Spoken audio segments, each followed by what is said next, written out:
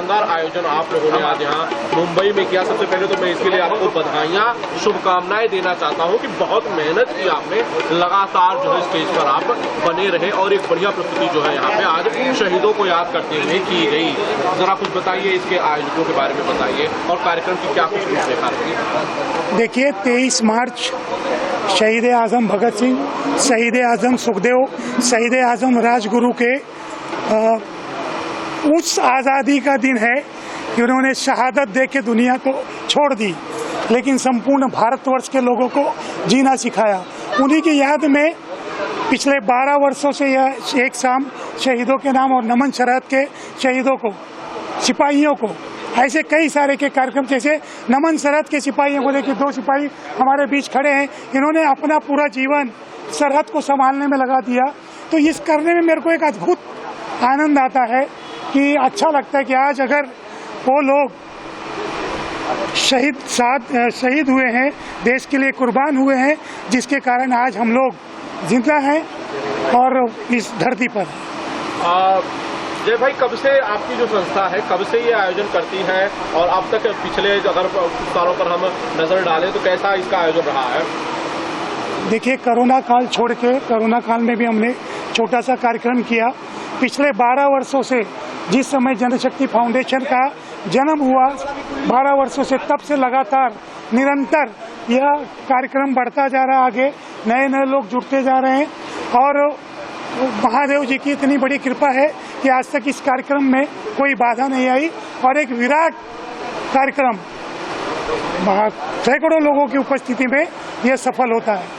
कई राजनीतिक लोग आए, लेकिन सबसे अच्छी बात इस कार्यक्रम की मुझे ये लगी कि यहाँ पे कोई राजनीतिक बातचीत नहीं हुई। आपने इस मंच को राजनीति का मंच नहीं बनने दिया, अखाड़ा नहीं बनने दिया, ये बहुत अच्छी चीज है। जय नहीं, देखिए, राजनीति का यहाँ से कोई लेना देना भी नहीं है। यहाँ पे सारे पार्टियों के लोग आते हैं, अपनी अपनी राष्ट्रभक्ति का, अपने अपने देशभक्ति का परिचय देते हैं और इस कार्यक्रम को सफल बनाकर चले जाते हैं। राजनीति का मंच उसका दूसरा कुछ नहीं। कलाकार भी, कई सारे कलाकार आए थे, कई नामी कलाकार आए थे, कई कलाकारों ने बड़ी खूबसूरत प्रस्तुति भी जो है मंच के ऊपर दी। कुछ बताइए कौन कौन लोग आए थे? और देखिए, इस कार्यक्रम में हम एक भव्य आयोजन करते हैं मुंबईकर गौरव सम्मान का।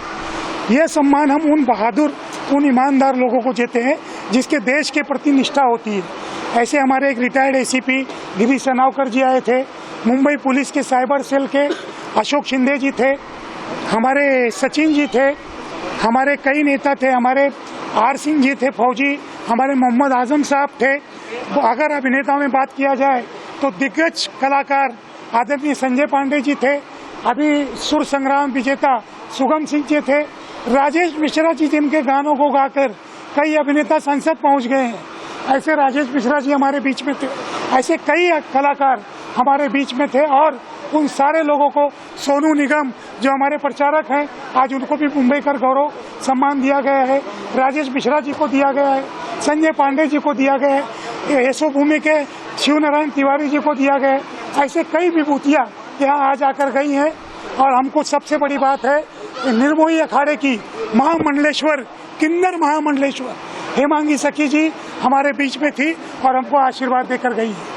जय जी, आप कई सारी फिल्मों का हिस्सा रह चुके हैं, इन दिनों बहुत कम फिल्में कर रहे हैं। मैं सूरी से चूजी रहा हूँ। मैं, देखिए, अगर बोलूँगा तो आप पत्रकार हैं, कुछ भी पूरी का परेठा बना दोगे। मैं वो फिल्में करने कभी नहीं जाता जहाँ पे कागज पे खाना परोसा जाता हो और उसे भोजपुरी का नाम दिया जाता हो। मैं वो करने कभी नहीं जाता जिसके एक रूम में 6-6 लोग रहते हो। मैं चूजी हूँ, साल में 2 ही करूँगा, लेकिन चूज करके फिल्म करूँगा, अच्छे प्रोड्यूसर की करूँगा। हमारे जसवंत कुमार जी हैं, उनकी 8 फिल्में की है मैंने। तो ये सारी चूजे वाली चीज़ें, इसलिए सोच समझ के कम फिल्में करता हूँ।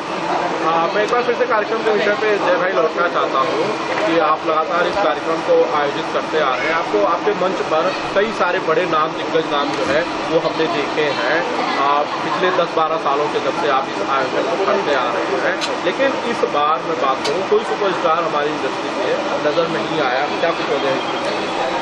आनंद जी, देखिए, आपका सवाल मुझे पता हमेशा सा बहुत संदेहास्पद होता है और सेंसिटिव होता है, लेकिन मैं आपको बता दूं, पिछले 12 सालों में इस मंच से खेसारी लाल यादव जी, छोटू छलिया जी, आलोक जी, मोहन राठौड़ जी और आदरणीय सुपरस्टार पवन सिंह जी इस मंच से आकर गए हैं, लेकिन तब वो स्टार सुपरस्टार नहीं हुआ करते थे। ये जब सुपरस्टार हो जाते हैं तो इस मंच को हो सकता है याद नहीं रखता हूँ, लेकिन मुझे वो खोज के मिलना पसंद नहीं है। इसीलिए मैं अक्सर नए जो बच्चे हैं, जो युवा हैं, जो कल के भविष्य हैं, वो इस मंच पर आते हैं, अपना भविष्य सुधारते हैं और यहाँ से इन तीनों शहीदों का आशीर्वाद लेके अपने मंच पे अपने काम में आगे बढ़ जाते हैं। मतलब सुपरस्टार बनने के बाद स्टार आपको भूल जाते हैं? मुझे नहीं भूलते, मेरे लिए तो आते भी नहीं है।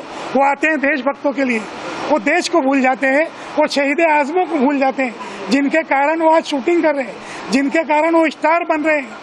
आज भगत सिंह, सुखदेव, राजगुरु, अशफाक उल्ला खान, चंद्रशेखर आजाद, बंकिम चंद्र, राम प्रसाद बिस्मिल, ये लोग अपने परिवार के लिए आज़ादी नहीं दिए, लेकिन ये सारे स्टार जो हैं, भले वो संसद में बैठे हो या शूटिंग पे, जब सुपर स्टार बन जाते हैं तो मैं लिखित रूप से देता हूँ कि वो राजनीतिक हो जाते हैं, देश को भूल जाते हैं। आपने इनवाइट किया था, आपने बुलाया था उनको और वो नहीं आए, जय सिंह साहब? नहीं, ऐसा नहीं है।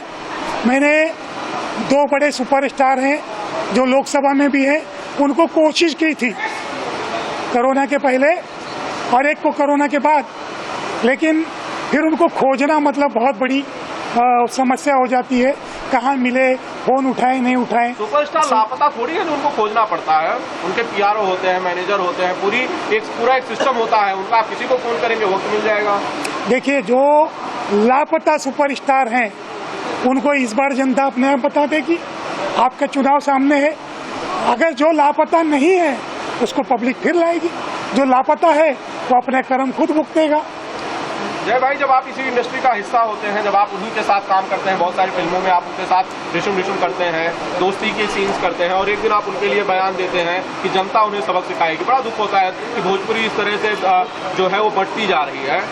नहीं, भोजपुरी नहीं बढ़ रही है, और मैंने ये भी नहीं कहा कि भोजपुरी जनता उन्हें सबक सिखाएगी। जिसने काम किया है जनता उसको अच्छा जवाब देगी, जिसने नहीं काम किया है वो अपने कर्म भुगतेगा। वो चाहे भोजपुरी का स्टार हो या खुद मोदी जी हो, खुद एकनाथ शिंदे जी हो, अगर काम नहीं करेंगे तो जनता उनको क्यों पूछेगी? किसने काम नहीं किया? कौन से स्टार ने काम नहीं किया है? 3 सांसद आते हैं, रवि जी आते हैं, रवि किशन, मनोज तिवारी आते हैं और हालिया दिनेश लाल यादव, निरहुआ आता है। आपको लगता है इनमें से किसी ने काम नहीं किया? 2 बार हुए हैं।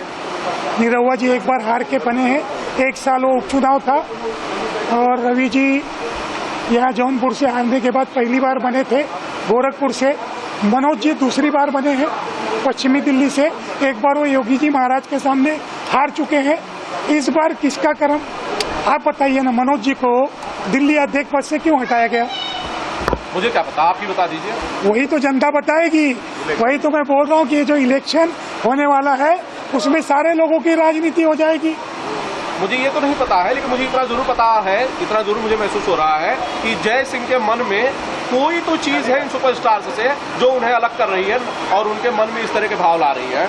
अरे वो मेरे अकेले के सुपरस्टार नहीं है, वो भोजपुरी के 85 लाख, कितने लाखों जो भोजपुरी हैं 55 देशों के, वो देखने वाले दर्शकों के सुपरस्टार है। तो जो मेरे मन में है वही उनके मन में है। पश्चिमी दिल्ली में सबसे ज्यादा बिहार के लोग हैं। आप बताइए, पवन सिंह जी आसनसोल में लड़ रहे थे, आखिर क्या कारण हुआ? उन्होंने तो टिकट वापस कर दी ना। किसने टिकट वापस किया? सिन्हा के सामने वो नहीं लड़ना चाहते थे। ऐसा किसने कहा आपको? आप जाके, आप लोग खोजी रिपोर्टर हैं, जाके देखिए, आसनसोल में पवन सिंह लाखों वोट से जीत के आते, लेकिन ऊपर की राजनीति ने उनको लड़ने नहीं दिया। पवन सिंह ने खुद टिकट रिजेक्ट किया सर। देखिए, मैं चुनाव नहीं लड़ूंगा, बीजेपी तो उन्हें टिकट दे चुकी थी। बीजेपी ने टिकट दिया, लेकिन बीजेपी ने ही वापस भी लिया है। सर, पवन सिंह का ज्यादा है सर, आप किधर का लड़ना चाहते हो? स्टेट का इलेक्शन का बोल रहा हूँ, आप कहाँ से क्षेत्र से लड़ना चाहते हो? आप पूरा कर्मभूमि महाराष्ट्र है, अगर उत्तर प्रदेश से आपको अगर कोई पार्टी अगर टिकट देगी तो चुनाव लड़ेंगे? मैं महाराष्ट्र का सच्चा सेवक हूँ। महाराष्ट्र छोड़ के मैं किसी स्टेट में चुनाव तो क्या, प्रधानी का चुनाव लड़ने नहीं जाऊंगा। मैं यहाँ पर गरीबों की, उत्तर प्रदेश, बिहार, उड़ीसा, दिल्ली, बंगाल के सारे लोग यहाँ पे मजदूर वर्ग के लोग हैं जिनका मैं संगठन चलाता हूँ, तो मुझे उनकी सेवा करने में आनंद आता है। मुझे चुनाव नहीं लड़ना। सारे सुपरस्टार्स मुंबई ही उनकी कर्मभूमि रही, सब लोग जो स्टार बने वो मुंबई ही आए, लेकिन चुनाव उन लोगों ने उत्तर प्रदेश से ही क्या किया मुंबई के लिए उन्होंने? किसी भी सुपरस्टार ने मुंबई महाराष्ट्र के लिए कुछ नहीं किया, सिर्फ यहाँ से कमाने का काम किया है, सिर्फ यहाँ से सुपरस्टार बनने का काम किया है। मुंबई की किसी जनता को किसी सुपरस्टार ने नहीं पूछा क्यों नहीं लड़ते हो यहाँ से चुनाव। यहाँ खाली मुंबई की पावन धरती खाली सुपरस्टार बनाने के लिए और उनको नोट कमाने के लिए है। सुपरस्टार तो सर सुपरस्टार होता है, कहीं से भी जीते लड़ेगा जीत जाएगा। यही तो बात है ना, दुर्भाग्य देश का। यही बात है, दुर्भाग्य है देश का कि अगर आप जहां आपकी कर्म भूमि है आप वहां के लोगों का कर्म क्यों नहीं मजबूत करते हैं। बड़ी शिकायतें हैं जय भाई। एक सवाल है